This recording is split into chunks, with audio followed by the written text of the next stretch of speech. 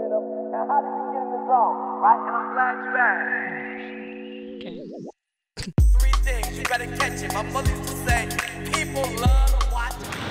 Hi guys, I'm now joined by a local Sydney DJ here, Keys. Keys, welcome to the show. Hi, thanks for having me.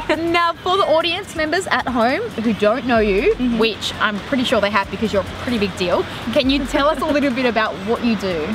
So I'm just a Sydney local DJ, and I play at clubs in Sydney and rural areas and interstate basically. And I play a lot of like electro, progressive house, big room, but I also love house music and new disco styles. So yeah, that's basically it. So yeah. Okay, and last year you actually won Sydney Your Shot. Yeah. Tell me about that. That's crazy. It's like one of the biggest competitions here in Sydney, and you won it.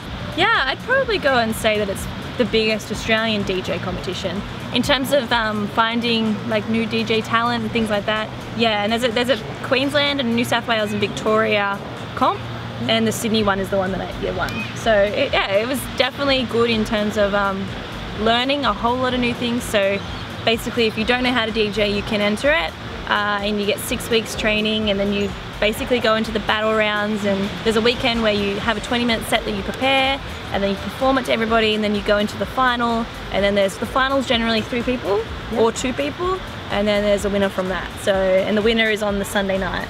Yeah, so I didn't realise, because I'm not from Sydney, I'm actually from like Jervis Bay, I'm from way down the south. Oh wow. Yeah, so I was like travelling and commuting last year for the comp.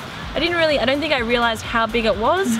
And then towards the end, like when I got into the final, like I realised just like with the prizes alone that it's actually massive. So yeah. And do you think that really kick-started your career as a DJ as well? I mean, I'd been doing it for a while before that. I don't think people would realise that I'd probably been doing it for about a year and a half or 2 years before that. So I'd just been doing the real like, I guess every DJ would start off with like the parties and like the corporate events, and I worked for the University of Wollongong a lot. Oh nice. So yeah, I started off quite doing like the $50 an hour gigs and doing basically gigs for free, and did that for a while to just get experience, and then after that it was like, okay, now I'm just gonna like give it my best, and ever since then I've been a lot more driven in terms of making it a career. So yeah, I wouldn't say that it's actually a career just yet. I'd probably give me a few years, and then I could actually say, yeah, okay, that was a career. Yeah. Because production is like the next step for me, and I think after that you can sort of say, when you're playing your own songs in a set, I feel like then you've like nailed it. You know what I mean? Like when you're really proud of that. But yeah, so I've got a long way to go, but I've come from history. I don't think before Your Shot people realised that I'd actually been playing for a while.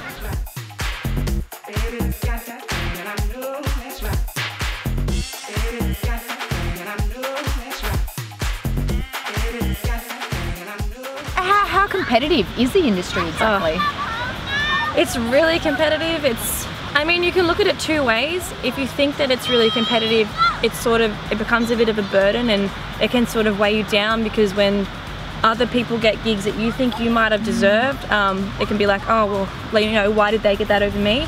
But everybody has their own, I think the best way to look at it is everyone has their own journey in this industry, and some people skyrocket really quickly and become really successful really quickly, and other people it takes longer, and it's nice to sort of see their journey. But yeah, it is competitive, but I think that's what makes it so good in a way, because you're sort of driven to do the best you can, and each time, like each performance and each gig, because sometimes like I've had gigs and I've been playing to no one, and it's like you've got to put as like technically be on sound, but you've got to do as good in that gig as you do when you play to 500 to 1,000 people. So yeah, I think it is competitive, but if you stick to your guns and work hard and listen to advice and don't be too big-headed or anything like that, I think it'll be fun. Yes. Fantastic. Now we are doing an all-girls episode this week, as our viewers know. Yay. What is it like being a female in the industry? I mean, I think a lot of people think it's a bit of an advantage, and it is in a way that you get recognised a lot easier. But I think I had this conversation actually with my best friend a couple of days ago, and I sort of came to the conclusion that it's hard for both genders in a way that, you know, as a female you get a lot of recognition because, you know, especially if you're like a pretty and attractive DJ, it's like, wow, okay, there's something different, you're very marketable, But in the same sense, it's harder to gain respect in a way, because a lot of people do think that you're just in it because you look good on stage. So gaining respect is hard, where I think for men, it's getting out there in the beginning is really tough, but there's automatically like a gained respect, which is a lot harder, I think, for women to earn. So it's, yeah, for both genders, I think there's a disadvantage and an advantage. So that, I mean, if you're good, you're gonna succeed anyway. So it doesn't really matter what your gender is. So I sort of steer away from like trying to promote myself as a female DJ, just a DJ first. Then when they go, oh, she's female too, that's cool, then that's cool, I guess. That's actually a really interesting way to think of it, because a lot of people might think it's harder to get into industry as a girl, but you're saying it's actually easier to get in, but you might not gain the respect straight away. Yeah, I definitely think so. I think, I mean, there's like this, I get sort of annoyed at this because everyone's sort of like, oh wow, a female DJ is really like hard to find, but there are actually so many really, really wonderful DJs and producers out there who are female that just sort of, I don't know if just because I guess they don't promote themselves as a female DJ, they just haven't been recognized yet. But there's tons. And I think when people say, oh, you're a minority, it's already putting us into like a class which goes, okay, well, you're sort of like disadvantaged, but in a way you're not. It's just they haven't been picked up yet.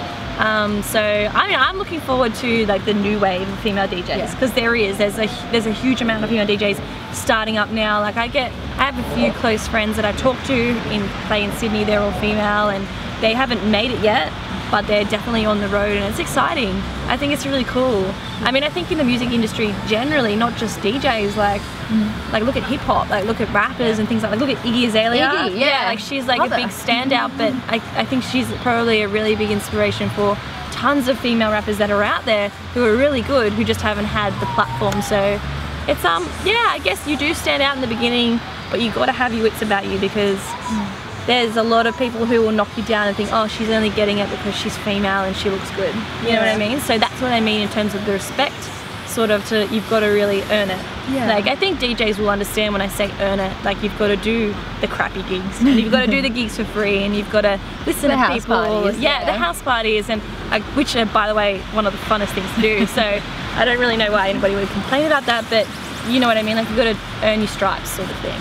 So I think that goes for both genders, but yeah, I think men sometimes find it a bit harder. Like I'm just going to be brutally honest, like if you're an attractive female, you're going to get picked up by a promoter like straight away.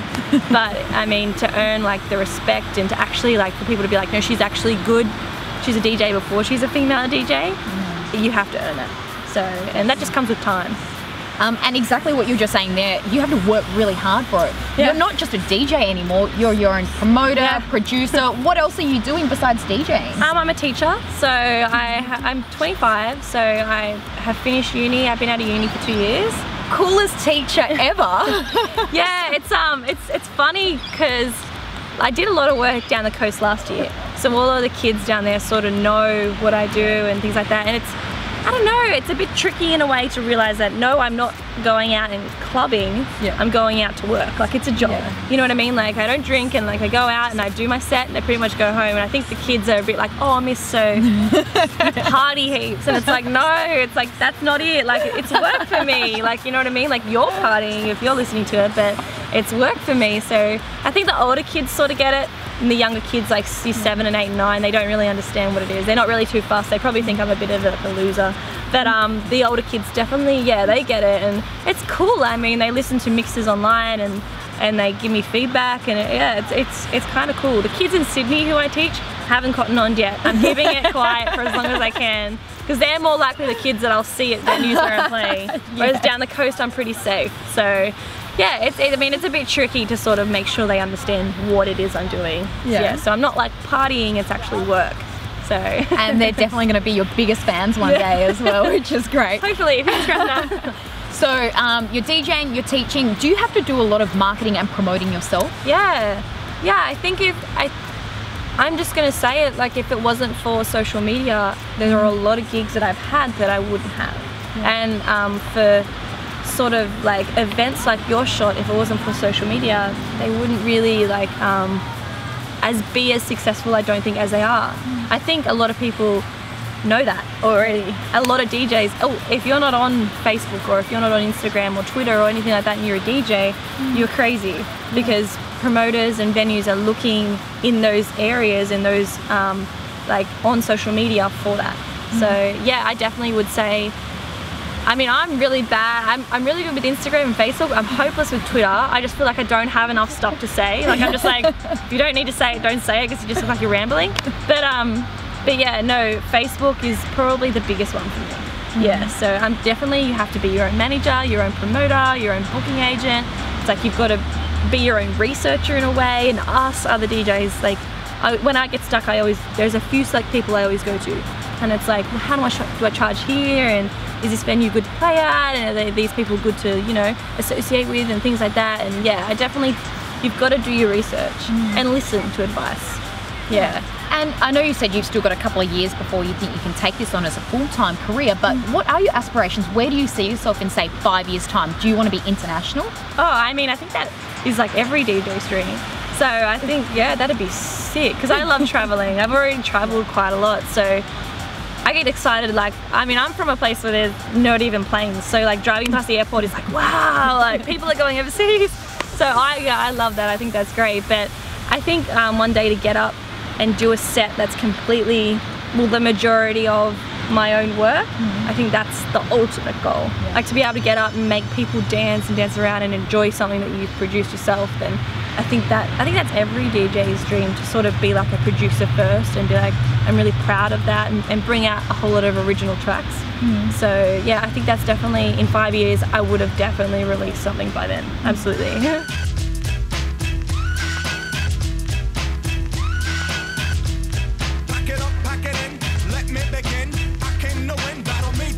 You've maybe not worked as closely, but you're quite well known with Australia's biggest female DJ, Tiger Lily. What's it like knowing her and knowing what an amazing artist and performer she is?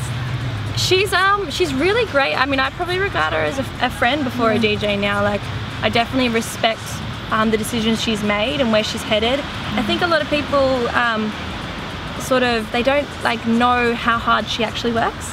I don't think they realize how hard it is. And like, I've followed her for a while now. I've followed her since when she was back at a girl thing, like in Sydney, like just starting out. I remember following her there, and just followed her pretty much all the way up to the top. And I met her a couple of years ago, and in terms of like advice, she's one of the people I definitely go to. And I just hope people don't think that it's just all happened for her really quickly. She's been in it quite a long time, and when she brings out tracks, I mean, she is really musically quite sound, because she's been doing it her whole life. So in terms of like technicality and listening to a set as a DJ, she's on point. So in terms of that, I like friend first and like really good DJ before.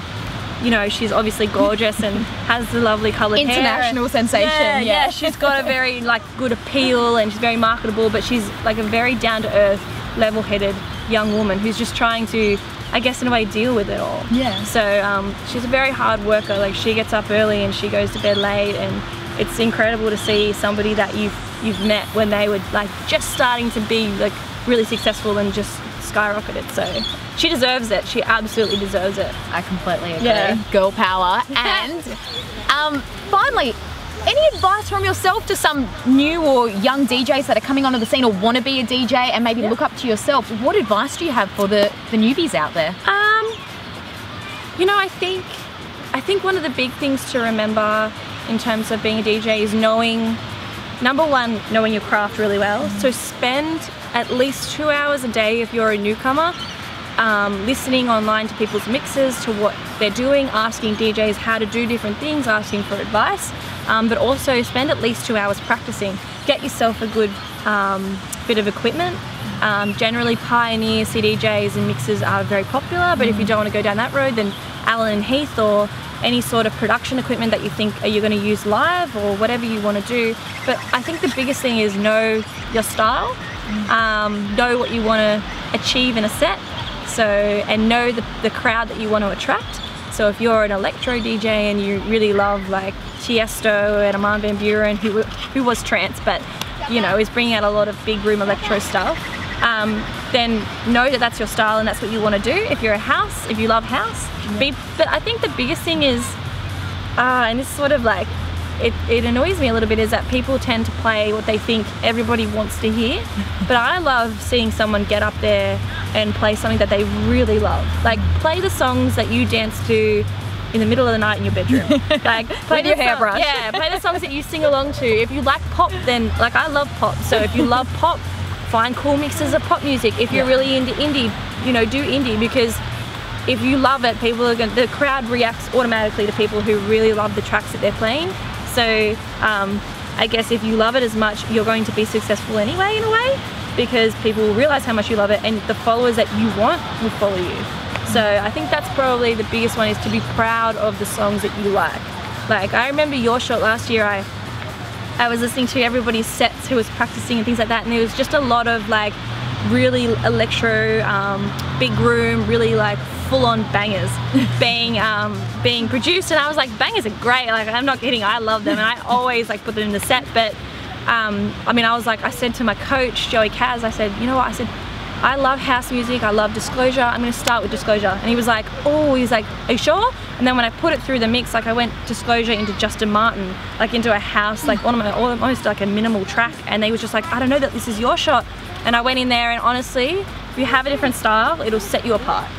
And people will be like, oh, they're sort of brave for doing that, and oh, they've dropped into like a 10-minute trap section, like, that's cool, like something to twerk at, and then I want to bounce. Like, yeah, I think when you know what you want to project in a set, that's probably like the biggest thing, because people are going to ask you, especially if you're a newcomer, you're going to say, okay, well, what do you do? Like, where can I put you in my club? Do I put you on as an opener, a headliner? Do I put you on a house night, or do I put you on a trap night? Do I put you on whatever, disco? I love disco, so in indie, new disco, anything like that. So know your style, know your craft really well, and I think one of the biggest things is be kind to everybody. And when I say that, like, when you're a newcomer, you'll get a lot of knockbacks, and I did, especially. I got tons of knockbacks and tons of people saying, oh, you're just in it to try and be famous, or you're just in it because, you know, you want to be popular, or you're a girl and whatever. Be even kind to them, like, kill them with kindness in a way. You know what I mean? Always. And always thank promoters for putting you on. Always thank people for their hospitality, because once you like start getting flown to gigs and things like that, like, people look after you, so make sure you thank them, thank other DJs, always be kind to other DJs, whether they like your style of music or not, or whether you like theirs or not. Respect it, because I mean, it's for everybody in the end. So I think that's probably, yeah, and I got given that advice from different people, so I think that's what I think. Keys, thank you so much for joining us on the Clubz. Some very wise words. I'm a rambler. I probably spoke too much. No, not at all. I think you're going to go very far in the industry. You're beautiful. You've got a beautiful soul and a lot of charisma to you. Thank you so much for joining us on the Clubz. Pleasure to be here. Back to you guys in studio. Bye.